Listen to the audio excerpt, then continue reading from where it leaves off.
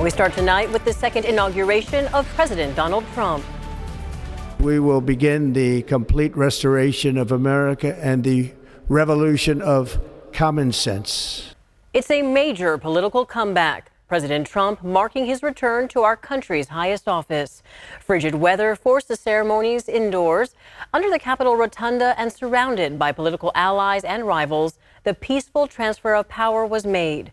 The president wasted no time taking sweeping actions on immigration, climate policies, and pardoning January 6 rioters. Good evening, and thank you so much for joining us on this eventful and historic day. I'm Laura Painter. And I'm Chris Thomas. Just moments ago, the first January 6 defendants were released, according to the White House. Take a look. I want to show you the scene outside the jail in Washington, D.C. Supporters of the president gathered to celebrate the news of Donald Trump's pardon of those accused of attacking the Capitol.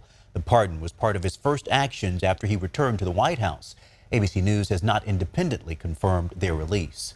Meanwhile, Donald Trump becomes just the second U.S. president in history to serve 2 non-consecutive terms. Similar to his first day in office 8 years ago, Trump kicked off his term with a series of executive actions. ABC's Christiane Cordero has the details from Capitol Hill.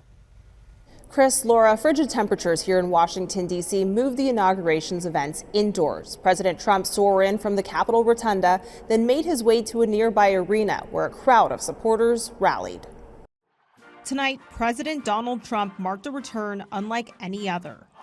I've had no higher privilege in life than to serve as your commander-in-chief, not once, but twice. Cold weather moved Trump's inauguration events indoors with a swearing-in ceremony that included family, top advisors, and government officials from both sides of the political aisle. The historic and peaceful transfer of power completed.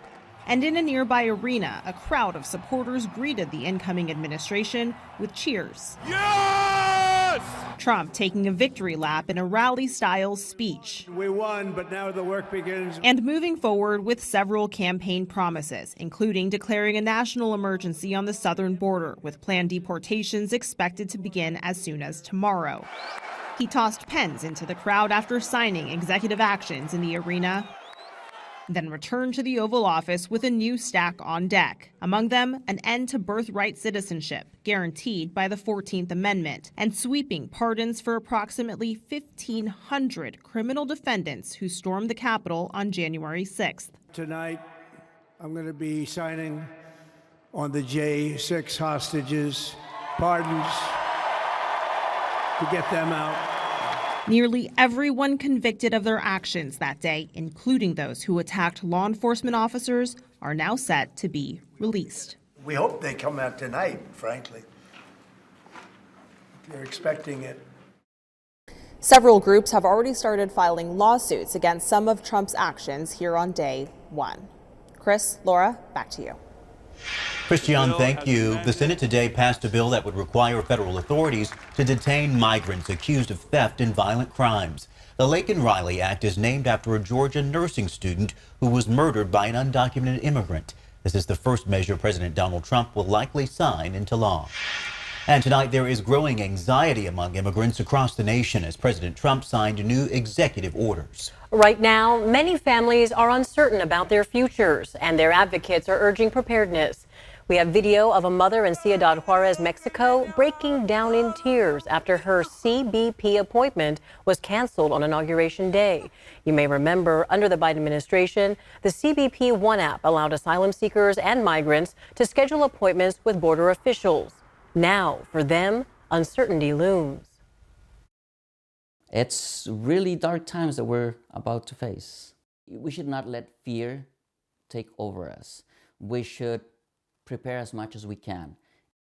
Immigrant advocates like the California Immigrant Policy Center warn mass deportations could impact every state and all immigrant communities, not just Latino communities. They're urging people to carry identification, know their rights, and consult attorneys now.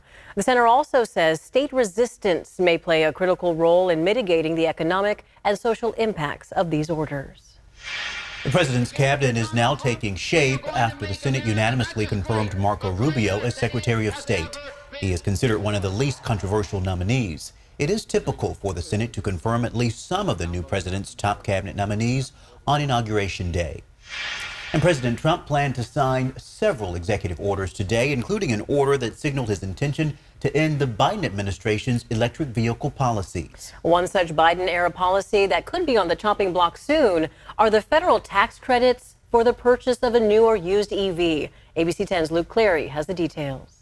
At dealerships around the country, uncertainty around electric vehicle tax credits. Dante Declarado is a manager at Maida Chevrolet in Elk Grove. Right now, we're trying to sell as many EVs as possible while it does last. He says about 25% of the new cars he sells are electric. Customers tell him they're cashing in on the $7,500 federal tax credit for savings on qualifying new models, like the Equinox EV. Google Maps on here, you have XM radio. And if people were to have to pay full price, do you think you'd have a lot of customers thinking twice? Definitely, yeah. It's going to be a deciding factor on there. I mean, $7,500 is huge.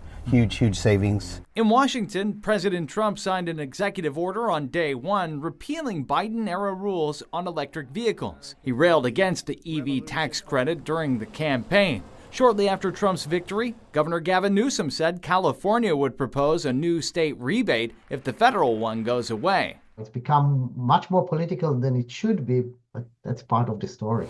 UC Davis professor and transportation expert Gil Tal doesn't believe the credits will be repealed, not immediately anyway. It will hurt the car companies, it will hurt the dealers, it will hurt the red states, the blue states, so it's not about California.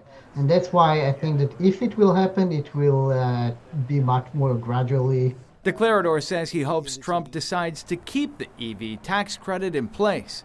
I would definitely tell him to keep it because I voted for him. People in general just want to benefit from the tax credit no matter which party they belong to, UC Davis professor Gil Tal said his advice to consumers is not to rush to buy an EV if you're not already in the market for a new car. But he said if you are planning on buying a new car soon, that the federal and local incentives and the savings on gas might make going electric worthwhile. Reporting in Sacramento, Luke Clary, ABC 10. Luke, thank you. It was such an eventful day. If you missed any part of the second inauguration of President Donald Trump, ABC 10 has you covered. On the home screen, you can watch President Trump's full inauguration address. You can also watch other inauguration moments, such as his swearing-in ceremony. It's all under the News tab on the Now Playing playlist.